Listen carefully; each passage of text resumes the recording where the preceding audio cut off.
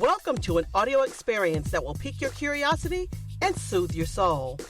Join Dr. Dee Evans, your host, as she creates a space for women from all walks of life to reflect upon their life experiences with topics that range from love, spirituality, and pop culture. These discussions will engage and support you on your journey of wholeness and freedom. Welcome to the Hey Sis podcast. What's up, everyone, and thank you for listening to the Hey Sis podcast. Today's episode is going to center around this topic: how to set boundaries with emotionally draining friends.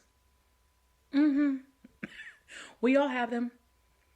Let me start out by saying I have a few podcast episodes on boundaries. If you want to pause this and go back to the older ones, that'd be great for you to build a good foundation. But I also want to mention that across the board, any relationship can become emotionally draining. We're talking about romantic, covenant, friendships. All of them can become emotionally draining without boundaries. Setting boundaries in a relationship can be difficult, but you need to set them. Now, friendships, the type of friendships that don't have mutual authenticity, attention, or reciprocity, it will leave you feeling frustrated. It will leave you feeling drained, mentally drained, spiritually drained. You know, Bram Stoker wasn't the only person that thought about vampirism. I think that all of us have probably experienced friends who are vampires, sucking the energy out of us. It's like, go get my cross and my holy water. Get away from me, right? And when you're drained of the energy that you need to fulfill your purpose in life, it can affect your overall sense of well-being. So setting boundaries is necessary for holiness. You can't serve God drained because you're not God. If you allow yourself to be drained of all energy because your friend, quote unquote, needs help, you have nothing that you can possess because they've drained you of your energy. You don't have anything that will allow you to be fully yourself. You're just being used. You're a walking zombie. I know that the Walking Dead universe has 99,000 spinoffs, but guess what? You'll create one for yourself if you don't learn how to set boundaries. No one wants to walk through life being a zombie. No one wants to walk through life feeling like their purpose is just to be used. I also think that that's a common misconception in church. There's a song that says, "I give myself away so that you can use me," in church. And I was so dumb in church singing that song and crying, not really understanding what I'm saying. Like, what? I give myself away so you can use me. When your relationship with God, it's not always about you being used. The Lord didn't create you to just use you. You give him pleasure. He is our exceeding great reward. You mean something to the Lord. He loves your smile. He loves the way you think. He loves you. Your sole purpose in life was not to be born so you could be a slave to the gospel of Jesus Christ. That type of thinking is so legalistic and weird, right? But when you have that foundation in your life, that legalism, or maybe you haven't deconstructed how you feel about your relationship with God and people. If you haven't, I invite you to do so. But if you haven't, you will be sucked in to being a zombie because you think it's the right thing to do. So I just want to set you free from that. You can't heal your friends. I don't care if you are a physician. You're not the Lord. And so it's important. Let me be clear. Sometimes you can have good friends that are draining. All of them aren't people that need to be cut off. You just need to put boundaries in place because maybe that friend needs to be able to learn to go to a therapist, someone that's professional to process their problems. Or maybe they need to turn to God. But what you're clear on is, hey, our relationship is not like how a vampire treats his or her victims. I'm a person. and I need energy preserved so that I can fulfill my purpose. I want you to fulfill your purpose, but I'm not a sacrificial lamb. We're friends. We walk together. You're not going to suck me dry and then feel accomplished in your life while I'm over here dying. Both of us matter. Both of our wants matter, right? And if it's not mutual, then we've got to reorient how we communicate. So setting healthy boundaries, sorry for that rant, but setting healthy boundaries is also important for your romantic and family relationships, because boundaries help you love people. It helps you create a foundation for long-lasting friendships and communication that can grow and flourish over time. As a preacher, as an articulator of the gospel, there are so many individuals who want to have a toxic friendship with me. They don't think it's toxic because every time they talk to me, they want a word. Can you please pray for me? Or let me tell you about my problems. That's not fun for me. Which is why I don't go out a lot with individuals that are in my core group, like my covenant friendships, because for some reason, people will invite me for coffee, and then I'll think in my mind, this is a girl chat date. And then I get there and they want a deliverance session. I'm like, no, that's not what I want to do. And honestly, I've learned to take responsibility for those moments because I didn't communicate what I wanted out of this situation. So now when people ask me to go out, go to dinner, I'll have a quick powwow through text. So we're going to dinner to have fun. I just want to make sure this isn't a deliverance session. I know you got needs. I know you got wants.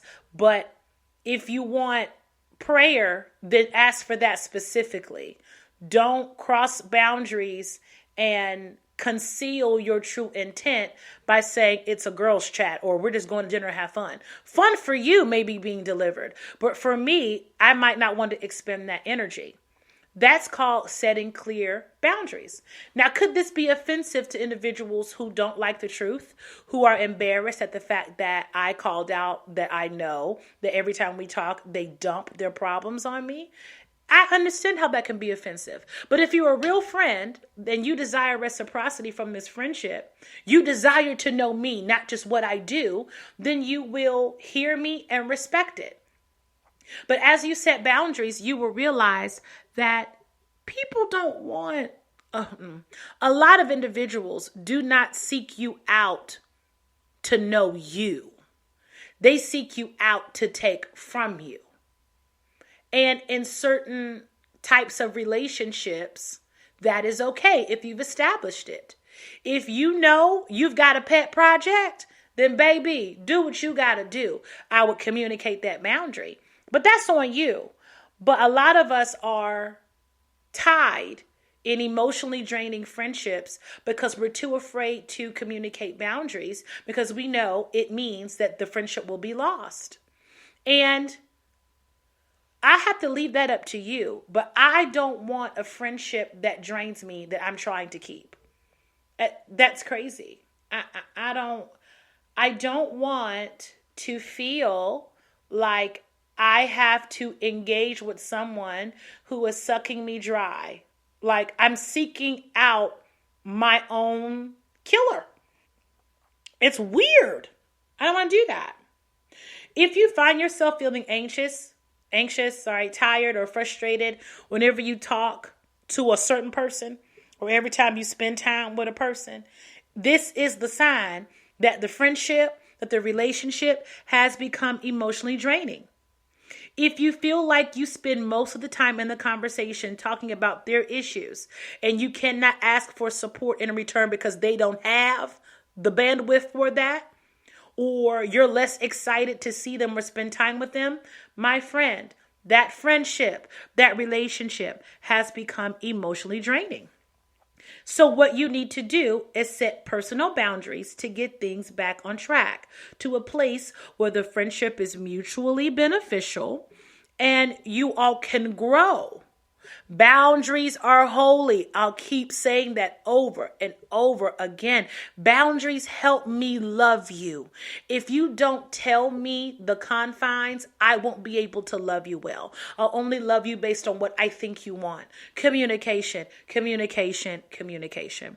Now, boundaries are really a simple way of letting someone know what you are and are not okay with. All right.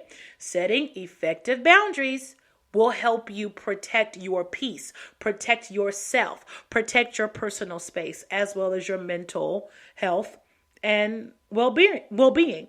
Now, creating boundaries in a friendship will allow both of you, or all of you, to both set out what you want and expect from one another. If you have a friend that wants the relationship with you where they can talk to you all day, every day, 99 times a day, text, send memes, and you're like, ooh, I hear you, but your life isn't set up for that, communicate it so that that friend won't think that you don't like them. It's not that you don't like them. It's that your life is not set up in a way where you can communicate all day long with the person and still keep your sanity. It doesn't mean I don't love you. It just means I don't have that to give. For my personality type, I am an introvert. People don't believe that. I'm an introvert. And when my emotional bandwidth is expended, I can't deal. I love you, but I can't. I just can't. And I've learned now it's okay to can't. It's okay. As long as I communicate it properly. I don't want you to feel like I'm ghosting you, but also in boundaries, when boundaries have been crossed, ghosting is appropriate. I'm not going to keep telling you how to love me when I've been clear. I've set the boundary. It's written. We went over it. Now you're just being disrespectful. So you're going to learn to live without me. God bless you on your way. Now may the Lord watch between me and thee while we are absent one from another. Until you learn how to respect, there can be no relationship. Boundaries help you respect other people. And because we women, we humans have a need to belong, it's hard to want to speak up for yourself because you want companionship, even when it's toxic. In one of the last episodes, we talked about attention seeking, right? People attention seek because they want to belong. It's nothing wrong with wanting companionship, wanting to belong. But what happens when this is your only little friend? And the friend is draining, but you just want somebody to talk to, so you're willing to put yourself in agony because you just want to hear the sound of someone's voice. That's not good for you or them. You need to be empowered to speak up for yourself when you feel drained, when you feel hurt, when you feel overwhelmed, when you feel offended, when you feel destitute, when you feel taken for granted. Friends understand that, and friends adjust. Being friends with a person does not mean you have to say yes to every request. I love Do Not Disturb. Woo, the Lord created Do Not Disturb for me. On the 8th day, the Lord created Do Not Disturb for Apple phones. Okay? The way I respond now, when I have the bandwidth to respond with no guilt or shame attached, has blessed me. There are people that I have a one-way relationship with. I don't look for them to love me. All I ask for is respect. If you're calling for a spiritual issue, if I have bandwidth to speak to you that day, I will. If it takes 2 or 3 days for me to be able to talk to you, then baby, wait it out. But the way I organize my time is like a triage. That's called boundaries. If we're in a covenant friendship, in my opinion, my friendships mean everything to me. My people mean everything to me. But the Lord's purpose for my life outranks all of that. So if I have a direct assignment from the Lord, for instance, when I have to go preach somewhere, it's like a revival, my first agenda is fasting in my face with the Lord, hearing what he has to say. And in those moments, having too many unnecessary conversations can breed unnecessary spiritual warfare. So I'm usually quiet during those times. So what happens when I'm preaching regularly? that means you won't hear from me a lot. Because idle talk stirs up strife. Something's going to be said that's offensive. It just happens. It's just how the enemy works, because the enemy loves using people that you love to hurt you. It's just facts. So when I'm on assignment, all of my covenant friendships and relationships know you're not going to hear from me. That's a boundary. I love y'all. I want to hear about your life. I will set aside time to talk to you, but I will not be on demand. I'm going to share my schedule with you so you'll know, hey, these 2 weeks, Dee might not be that accessible, but she's more accessible this week. Let's plan a coffee date and let's talk then. That's adulting. That's respecting boundaries. So a few examples of setting healthy boundaries with friends is, it always involves communication. What I would do is practice being open and honest. You can take a break from your friends. Friendship breakups. A little pause. Hey, I'm overwhelmed. I'm dealing with some family issues. I'm dealing with some work deadlines, whatever it is.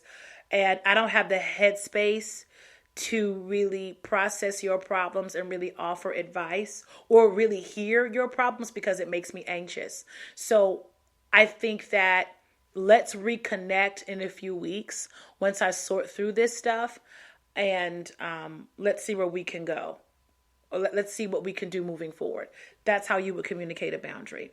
You can also communicate a boundary. Wait, let me go back to that. Remember, you have to prioritize your own needs before you can serve and be present for anyone else. Okay. Also, another way to communicate a boundary is making sure that you're clear in your communication when things feel unbalanced. Because sometimes friendships can become unbalanced. If you feel like your friend is always coming to you with problems when they're feeling down, but you don't feel that level of support or ability to go to them, it can be a sign that something needs to change. I am hyper-vigilant about this because I'm a minister of this here gospel of Jesus Christ. And a lot of people say, I want to be your friend, when really they want an on-demand prophet or on-call prophet. And let me be clear. I'm only on call for Jesus, no one else. No one can demand a word from me. No one can manipulate a word out of me. Nothing like that. And I've really learned, even with the people that assist me with ministry, we have a different type of relationship. I don't expect you to understand my deepest, darkest woes. I do expect for you to abide by the boundaries that I've set. We're not little friends, right? If you're serving because God told you to serve with me in this ministry, don't think that because of your proximity that you can dump all of your problems on me and then be like, the Lord's going to give you a word so I can come to you for every little thing. Absolutely not. People think that. Also, if your friendship is based on one person's strength, and what I mean by that is a lot of people get in friendships because they long to be parents. I know that sounds strange. I'm not nobody's mama yet. And I don't sign up for friendships to parent. I don't do that. Some of you might. And if you feel like I've hit a nerve, communicate the boundary. Also, setting boundaries around what you expect from the relationship is extremely important. Like, if you would like to hear from them about good news as well as bad, like, don't just tell me the awful things happening in your life. What about the good news? And also, I'm straight up. Friends or friendships are not therapy appointments. Hello. Okay. I'll say that again. Friendships are not therapy appointments. I am not the dumpster. I'm not the trash can. You are not the dumpster. You are not always the trash can. Okay? If we both gonna be dumpsters, then we need to be able to bring all our trash. Don't just dump it on me. Okay? Because if that let me explain that better for you all. If you have a friendship to where you are the one solving their problems all the time, that is a different level of friendship. That's mentorship. Now, we've all been through seasons. Well, I'll even be transparent here. I went through a season where I was emotionally not okay. Not okay. And my friends at that time were really present. And I thank God that they allowed me to be fully myself. And even in the midst of my own stuff, I was able to hear and process what needed to happen in their life. It was mutual, so I thought. But when the Lord blessed me, oh, Jesus, somebody give me an organ. When the Lord delivered me, woo, you see how I went to church real quick? The Bible says in Psalms 34 that many are the afflictions of the righteous, but the Lord delivers them out of them all. Listen, when the Lord delivered me, them friendships changed. A few of them changed. A few. Because they loved the broken D. I don't know why they did. They just did. What Cat Williams say? I don't know why liars lie. I don't know why people. I don't know. But the relationship shifted. Some envy crept in. Some foolishness crept in. My hand didn't go up, but it almost did. Right? And that caused me to have to shift and communicate boundaries. We used to be cool where we talked all the time, but we're no longer in that place because you've taught me through your actions that you don't think I deserve to be happy. That's not a friendship I want to be anywhere around. So this is why I want to bring that up. While you're setting boundaries in friendships, when they're disrespected, you've got to be ready to come with the consequences or have consequences more so when what you've communicated has been disrespected. And I know this is not popular, but I think it's okay to not just take a break. I also think it's okay to ghost. And you can ghost, in my opinion, when you've been repeatedly disrespected. Why keep wasting time communicating to these people or this person the same thing you've been saying? Honey, they understand English. You don't need a Rosetta Stone. People hear what you're saying. It's disrespect. In order to preserve your energy, honey, you may have to ghost a few people. Let some people live without you. It's okay. You're going to be fine. You're going to live. It's called respect. My prayer is for you to respect yourself enough that you're willing to ghost anyone and anything that refuses to honor your boundaries. And then you've got to be prepared to be ghosted when you repeatedly don't honor people's boundaries. So just a quick recap on really how to communicate or set boundaries with emotionally draining people is take a step back, right? Assess how you're feeling. Are you uncomfortable? Are you resentful? Are you hurt? Are you angry? What feelings come up for you? What could be causing you to feel this way? Was this a one-time event? Is this a reoccurring thing? You need to take a step back. Don't ghost first. Ghosting comes after you've tried this repeatedly, but take a step back. Also, be direct. If you feel uncomfortable spelling out your boundaries in a phone conversation because maybe you're not good with articulating yourself verbally, you better get to writing it out in a text, okay? Use emojis when necessary. Also, be honest with yourself. Have things changed? Have you changed? With those friends I had when I was going through and when the Lord healed and restored me, I changed. I no longer wanted to deal with people that I felt like had ulterior motives for me. If I felt confirmed in my spirit that there was envy in your heart concerning me, we are not friends. I know that we can talk all day long about people going through things. And, I was just envious because my dog died. I was just envious because I lost a job. Listen, I'm sorry. I really am. But the way that my life is set up and the way that I love my friends, if you got a teaspoon of envy, it's a wrap for me. Because the enemy can take that teaspoon and make it a tablespoon in a moment.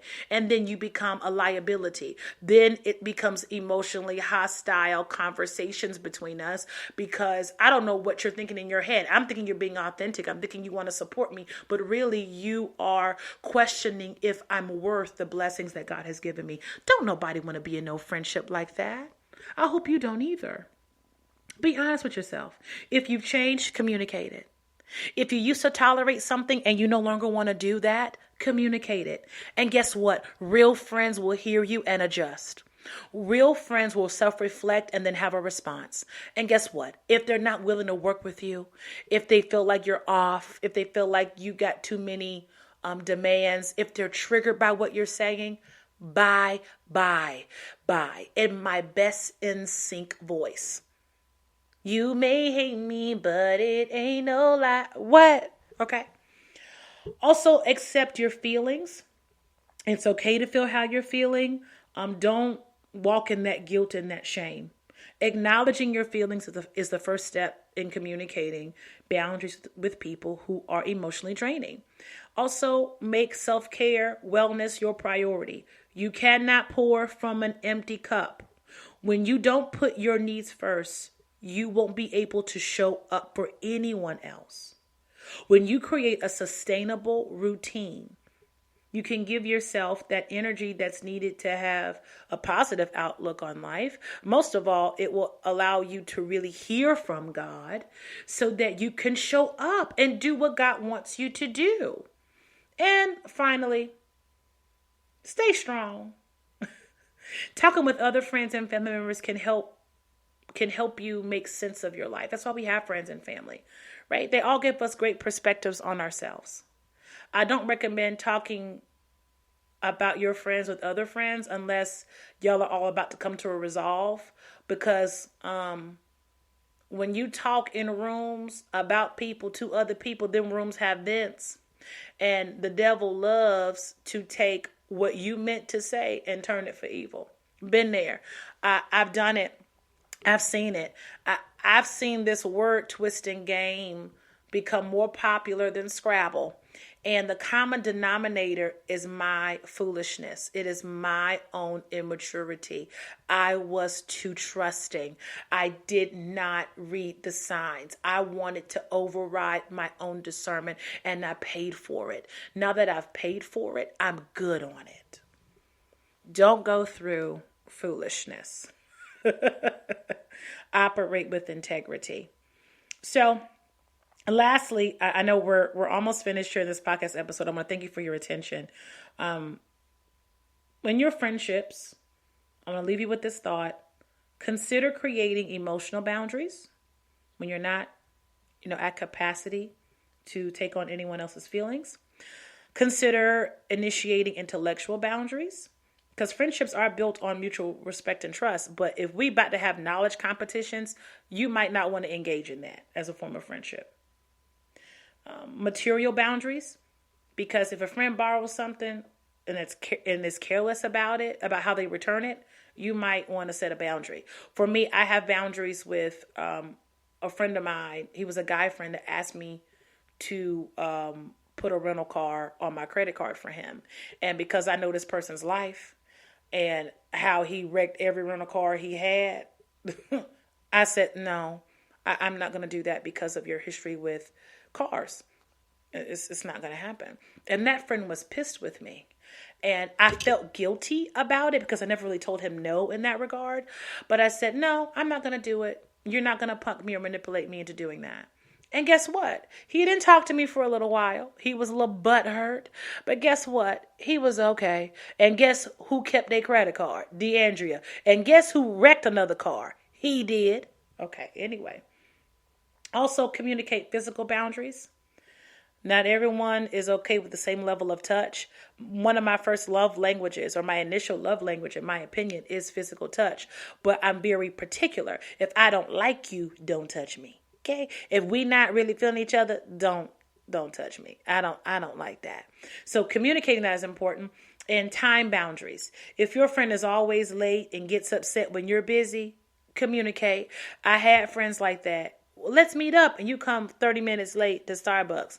Baby, what you think this is? Okay? This ain't Princess Diaries 1, 2, or 3. What? So, anyway, I hope that helps you set boundaries and really cultivate friendships that are mutually beneficial. Because I just believe friendships are beautiful and they're holy. And just because you may struggle with people pleasing, your friendships should not be a space where you struggle all the time. Yes, you grow in friendships. Yes, you evolve, but we don't need to be in a war in our friendships. Okay? We need to be in love. We need to be in joy, in peace in our friendships. And that takes work, just like a relationship does. And if you've got friends that you love, you should be willing to put in the work. Okay? It's all mutual. It's okay to walk away from unhealthy relationships, but I also want to advise you and admonish you to walk fully into loving friendships. It will completely change your life, transform the way you see people and things. Friends are everything, y'all. I'm telling you, they're a form of family. Honor those friendships. Honor those people. They deserve to be honored, and you deserve to be honored as well. All right? Let's get rid of these emotionally draining people. Thank y'all for listening to the Hey Sis podcast. Until next time. Thank you for listening to the Hey Sis podcast. Continue the conversation by visiting www.thedevons.com and follow us for more updates.